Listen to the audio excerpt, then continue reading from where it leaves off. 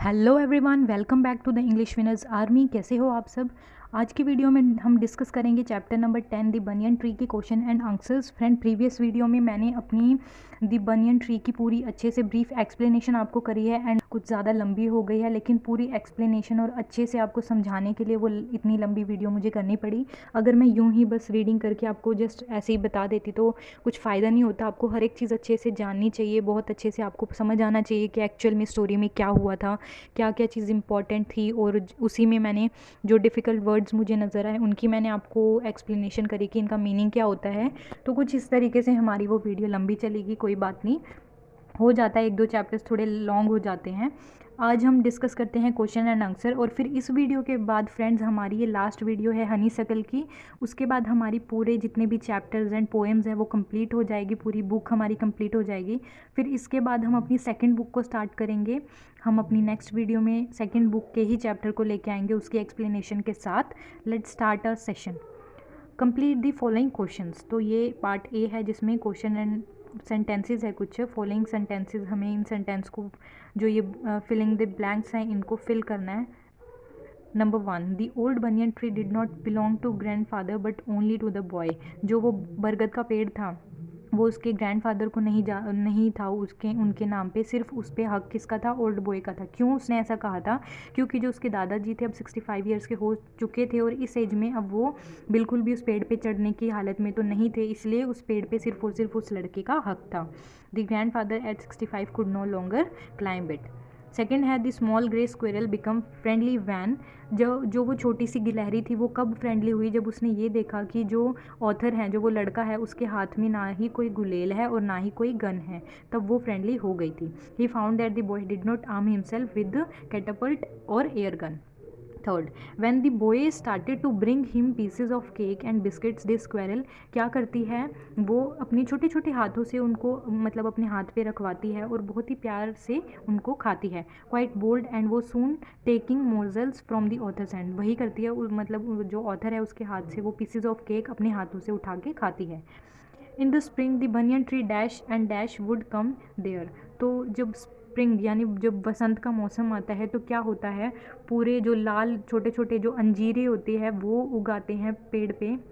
एक तरह का फल होता है जो बर्ड्स वगैरह खाते हैं, और वहाँ पे दूसरी वहाँ पे क्या होता है? बर्ड्स आ जाती है बहुत सारी उनको खाने के लिए। उनमें कौन कौन होते हैं? क्रो, मैना, और हमारे मतलब क्रो होती है, मैना होती है, बुलबुल होती है, ये सब वहाँ पे आ जाते हैं।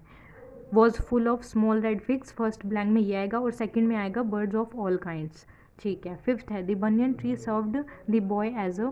जो बनियन ट्री था, वो बरगद का पेड़ था, उसको उस लड़के ने क्या बना दिया था? एक लाइब्रेरी बना दी थी। The young boy spend his afternoon in the tree dash.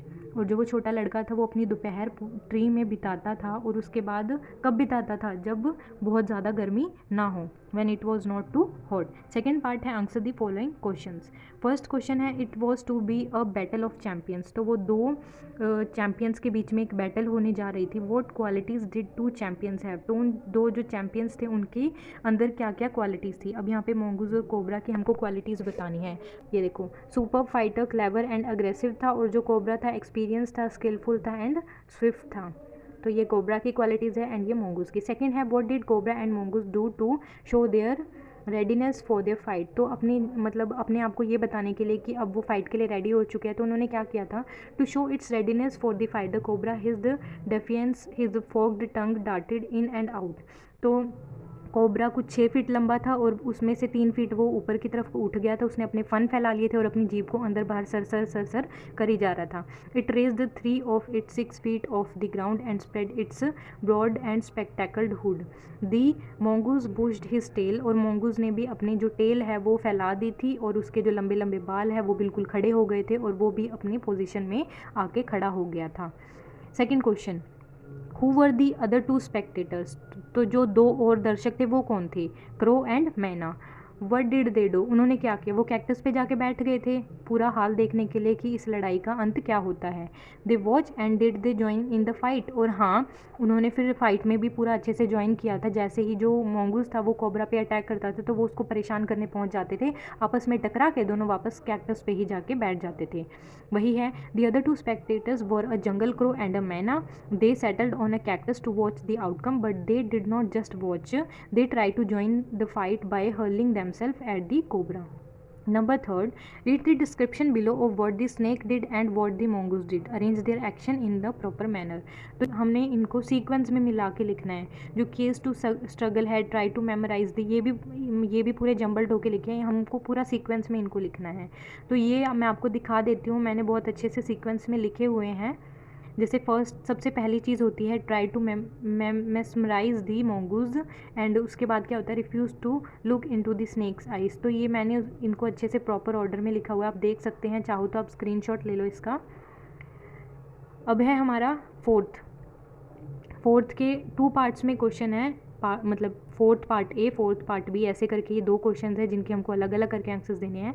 Part number 1 है what happen to the crow in the end. तो फिर क्रो है लास्ट में क्या हो जाता है, मतलब लास्ट में जो क्रो है वो मर ही जाता है। In the end the crow flung nearly 20 feet across the garden by a blow from cobra's snout, it fluttered about for a while then lay still. तो फिर क्या होता है, जैसे ही मतलब दोनों मैना और क्रो आपस में टकराते नहीं है, मिस आउट हो जाते हैं, तो मैना तो वापस जाके बैठ जाती है कैक्टस पे उड़ के, लेकिन जो क्रो है वो जैसे ही वो जाने की कोशिश करता है उससे पहले ही जो कोबरा होता है वो पीछे एकदम से मुड़ता है और अपने मुंह से ज़ोर से मारता है क्रो की बॉडी पे, जिसकी वजह से जो क्रो है 20 feet दूर जाके गिर जाता है। कुछ देर के लिए वो फड़फड़ाता है, फिर उसके बाद बिल्कुल मूवमेंट, उसमें कोई भी मूवमेंट नहीं हो रही होती है, मतलब ऐसे लगता है कि वो मर चुका है।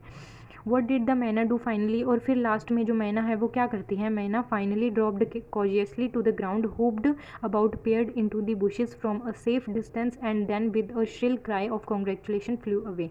और उसके बाद जो मैना है जब उनकी लड़ाई ख़त्म हो जाती है और जो मोंगोज है वो कोबरा का मुंह दबोचे हुए उसको झाड़ियों के बीच में से ले जाता है, तो मैना बहुत ही आराम से ग्राउंड पे आती है, अपने कदम लाती है और एक डिस्टेंस मेंटेन करते हुए वो झाड़ियों में देखती है, ताका झाकी करती है कि वो सच में जा चुके हैं या नहीं। फिर उसके बाद वो बहुत ही ज़्यादा खुशी से अपनी चोंच से ची ची ची ची की आवाज़ निकालती है और खुशी से वो उड़ जाती है। तो ये हमारे 4 क्वेश्चंस थे, बस ये 4 ही क्वेश्चन हैं इसमें फ्रेंड्स। आई होप आपको अच्छे से समझ आ गए होंगे। पहले ये फिलिंग द ब्लैंक्स है, फिर उसके बाद हमारे 4 क्वेश्चंस है, ये बस ये वर्किंग विद द टेक्स्ट में हमारा इतना ही है और यहाँ पे हमारा ख़त्म होता है chapter. Stay tune, stay connected, और अगर आपको कोई भी क्वेरी हो, कोई भी डाउट हो, please let me know in the comment section, and thank you so much friends for watching this video.